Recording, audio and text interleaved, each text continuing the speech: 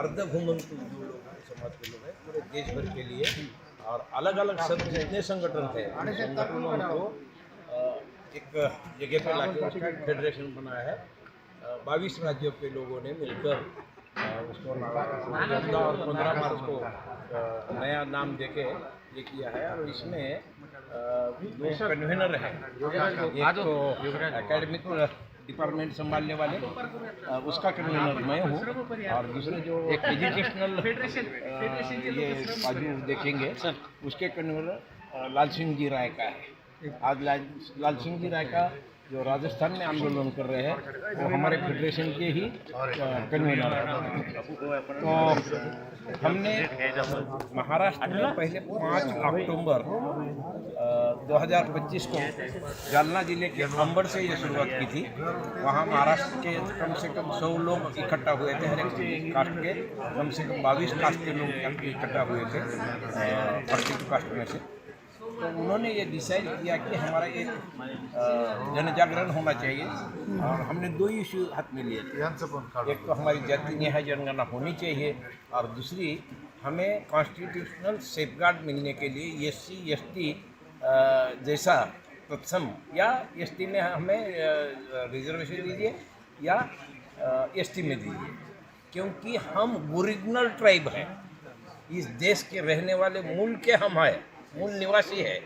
और हम जो लोग हैं, तो आज हमारे ऊपर जो अंग्रेज़ों ने ठप्पा लगाया क्रिमिनल ट्राइब, वो भी ठप्पा लगाते समय भी ये नहीं भूले कि ये ट्राइब है। तो हम असली ट्राइब होते हुए भी आज हमें ट्राइब की फैसिलिटी नहीं मिल रही। एक तो हमारा उल्लेख कहीं कॉन्स्टिट्यूशन में नहीं है, तो हम हर एक बात से, एजुकेशन से वंचित है, पॉलिटिक्स से वंचित है, ब्यूरोक्रेसी से वंचित है, हर एक जो सत्ता के केंद्र से हम वंचित रहे। और आज भी हमारा जन्म जो होता है कहीं तो भी चलते चलते रास्ते में होता है, रास्ते पे हमारी पाल लेके जो यहाँ से उधर काफिला जाता है, तो चलते चलते डिलीवरी हो जाती है, और वो बड़ा होता है, भीख मांगता है या कुछ करता है। उसका व्यवसाय जो पहला था वो भी अंग्रेज़ों ने ठप कर दिया। कम से कम 1871 से 1952 तक हम सेटलमेंट में रहे, तारों के कुंपन में। तो जैसे जानवरों को बंदिश किया जाता है, वैसे हम इंसान होते हुए भी हमें वो सेटलमेंट में बंद किया। और जब 1952 में लोगों को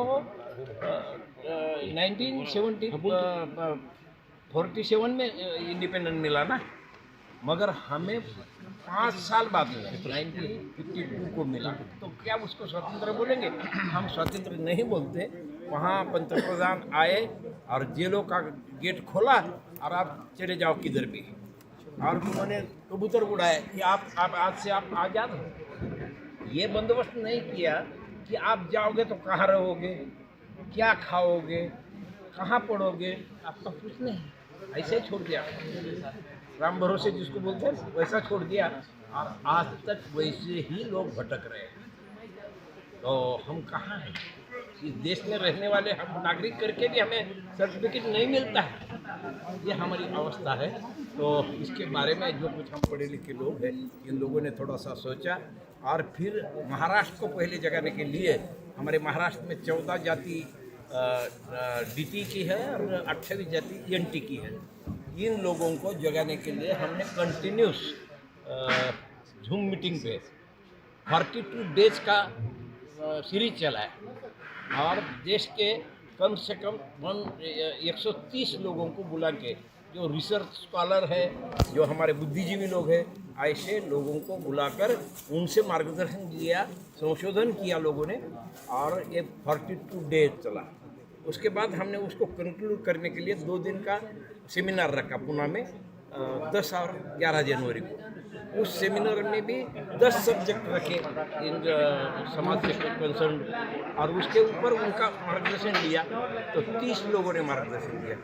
जब हमें पता चला कि ये समस्या खाली महाराष्ट्र की नहीं है, ये पूरे देश में जो घुमंतु है उनकी समस्या है करके, हमने देश भर में नेशनल लेवल का ऑर्गेनाइजेशन होना चाहिए, ये डिसाइड करके हमने फिर स्टेट वाइज मीटिंगें शुरू की।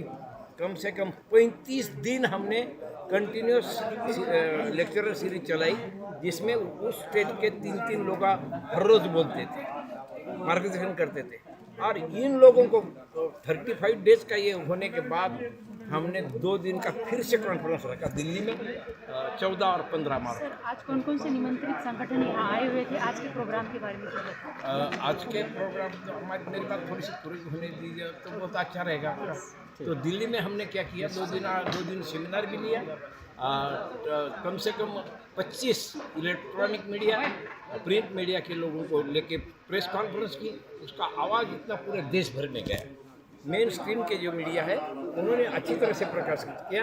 हमने सत्ताधारी जो एमपी है, सत्ताधारी पार्टी की, वो पार्टी के एमपी लोगों को भी मुलाकात जाके घर पे जाके मुलाकातें ली, और सेंट्रल गवर्नमेंट के जो 10 डिपार्टमेंट है, अथॉरिटीज़ है, उनको हमारा निवेदन भी दिया।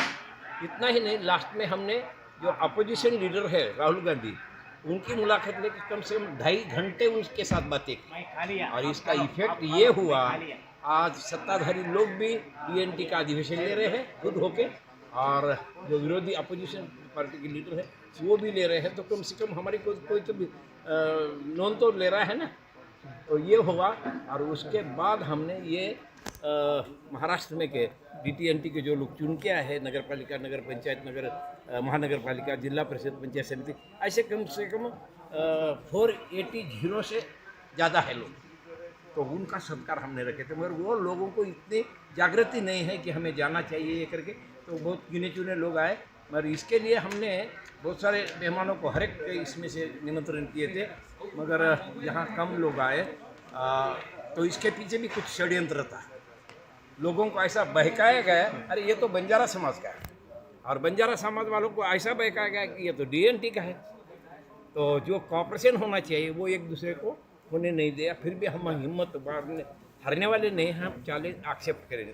तो आज के प्रोग्राम को माननीय मिनिस्टर संजय भाऊ राठौड़ आए, उसके बाद हमारे एक्स एमएलसी राजेश भाई राठौड़ आए, उसके बाद बाबू सिंह जी महाराज जो है, हमारे पूरे देश भर के जो बंजारा समाज है उनके धर्मगुरु है, उनको भी हमने बुलाया। और ये सब बुला के आज जो है संख्या कम है, मगर क्वालिटी से हमने आज पहला स्टेप या पहला कदम रखा है। तो ये पूरे देश भर में फैलेगा।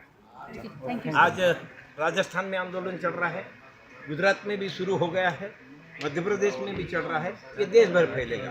और डीएनटी लोगों को हम जब तक उनको आइडेंटिटी नहीं मिला के देंगे तब तक हम आने वाले नहीं। आपका नाम बोलिए सर। मैं दिगंबर राठौर, डीएनटी फेडरेशन का आरक्षण संपलेलं आहे आता, आणि आता जर आरक्षणात त्याला ओपनमध्ये चान्स नाही असं जे सरकारने निर्णय कसा अन्याय सरकार करू शकतं? तुम्ही सर्वसाधारण आणि आरक्षण ह्या शब्दाचा अर्थ काय आहे? सर्वसाधारण म्हणजे सर्व जाती जमातीतील गुणानुक्रमे मेरिट, ज्याचं मेरिट जास्त त्याचा नंबर। आता हे तर उलटं झालं की व्हीजेएनटीमध्ये आमच्या विमुक्त जाती याला 3% आरक्षण आणि ओपनला 50% आरक्षण, असं त्याचा अर्थ होईल ना? ओपनला काय आरक्षण आहे का? ओपन हे सर्वसाधारण आहे, for all categories, all cast, all communities, all tribes, आणि तो गुणानुक्रमे असतो, तिथे जातीचा उल्लेख नसतो। आणि जातीचं आरक्षण हे सामाजिक आर्थिकदृष्ट्या हे वेगळं आहे, संविधानिक आहे। त्याच्यामुळे तसं काही सरकारने करू नये। सरकारने तसं केलं तर त्यांना त्यांचा हिशोब 2029 आम्ही सरळ करू। सरकारला इशारा देता सरकारला पाडून टाकू आम्ही, नवा फक्त डीएनटीत आहे, त्या पूर्ण सरकारला पाहत करायची। धन्यवाद सर। आहोत म्हणून काय सर नाव प्लीज सर, आमदार सर काय ते न्यूज बोलत होता आम्हाला। राजेश राठोड, विधान परिषद माजी आमदार आणि माजी प्रमुख काँग्रेस।